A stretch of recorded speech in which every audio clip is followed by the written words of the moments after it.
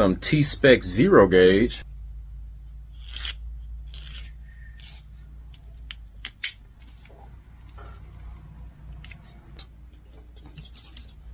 Some old school Rockford Fosgate 0 gauge. I've had this stuff for a long time.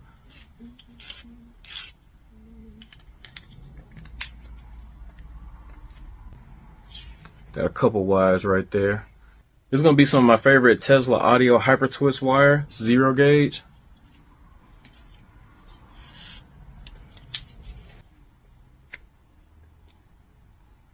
Got a couple right here. Like I said, it depends on how much pressure you put on it, but this thing is extremely sharp. And here we have some Colossal Flex. This is from New Concepts. Their 0 gauge wire, 5,145 strands.